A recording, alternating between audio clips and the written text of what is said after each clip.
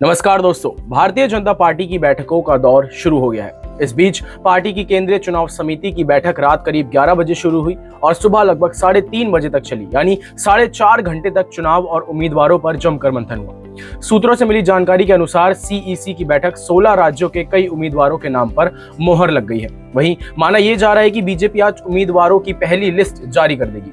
सबसे पहले देश की सबसे ज्यादा लोकसभा चुनाव सीटों वाले राज्य उत्तर प्रदेश के उम्मीदवारों पर मंथन हुआ। इस बैठक में यूपी के मुख्यमंत्री योगी आदित्यनाथ भी मौजूद थे। यूपी के बाद पश्चिम बंगाल के उम्मीदवारों के नाम पर चर्चा हुई, जहां माना यह जा रहा है कि सभी 42 सीटों पर मंथन किया गया है। इसके बाद बैठक में छत्तीसगढ़ की सभी लोकसभा सीटों पर चर्चा हुई और जिसके बाद यह माना जा रहा है कि आज बीजेपी छत्तीसगढ़ की 4 लोकसभा सीटों के उम्मीदवारों का भी ऐलान कर देगी। केंद्रीय चुनाव समिति की बैठक में मध्य प्रदेश की भी सभी सीटों पर चर्चा हुई। सूत्रों के मुताबिक छिंदवाड़ा को लेकर एक खास रणनीति बनाई गई है। इस बैठक में मध्य प्रदेश के सीएम मोहन यादव के अलावा पूर्व सीएम शिवराज सिंह चौहान, कैलाश विजयवर्गीय, केंद्रीय मंत्री ज्योतिरादित्य सिंधिया भी शामिल थे। बीजेपी केंद्रीय चुनाव समिति ने जिन 16 राज्यों के लोकसभा उम्मीदवारों के नाम पर मंथन किया, उनमें उत्तर प्रदेश, पश्चिम बंगाल, छत्तीसगढ़, तेलंगाना, केरल, राजस्थान, मध्य प्रदेश, गुजरात, झारखंड, उत्तराखंड, असम, गोवा, दिल्ली और जम्मू कश्मीर शामिल है। अब अगर हम सिर्फ उत्तर प्रदेश की बात करें तो आपको बता दें, बीजेपी ने सूबे में अपने गठबंधन को सपा से बड़ा कर लिया है। सपा का गठबंधन इस साल सिर्फ कांग्रेस के साथ है, जबकि बीजेपी के नेतृत्व वाले एनडीए के साथ निषाद पार्टी, अपना दल, सुभाष सपा और आरएलडी भी है। बीजेपी ने जिस तरह जातीय आधार वाले छोटे छोटे दलों को अपने साथ लिया है, उससे एक मजबूत जातीय समीकरण बनाने की रणनीति है। ऐसा माना जा रहा है कि जयंत चौधरी के जरिए सपा पश्चिमी यूपी में जाट मुस्लिम समीकरण के दम पर बीजेपी से मुकाबला करना चाहती थी, लेकिन उससे पहले ही बीजेपी ने जयंत चौधरी को एनडीए के खेमे में ले लिया।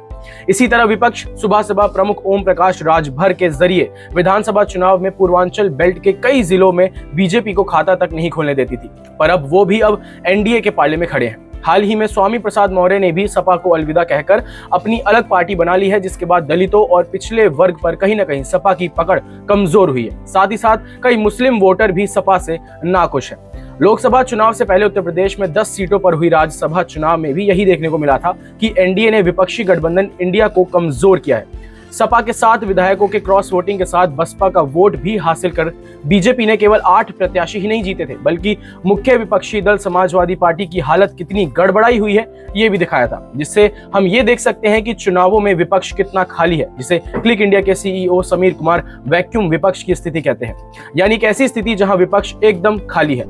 इस चुनाव के लिए या यूं कहें 370 पार के लिए बीजेपी ने अपने गठबंधन का सियासी कुनबा बढ़ा लिया है। कांग्रेस भी लोकसभा चुनाव की तैयारियों में लग गई है और माना जा रहा है कि आधे दर्जन से ज्यादा राज्यों की स्क्रीनिंग की प्रक्रिया पूरी हो गई है। अगले हफ्ते कांग्रेस की केंद्रीय चुनाव समिति की बैठक होगी, जिसमें उम्मीदवारों के नाम पर मोहर लग सकती है। आप क्या सोचते हैं इस बारे में, हमें कमेंट करके जरूर बताएं। अभी के लिए फिलहाल बस इतना ही, मुझे दीजिए इजाजत। देखते रहिए क्लिक इंडिया। धन्यवाद।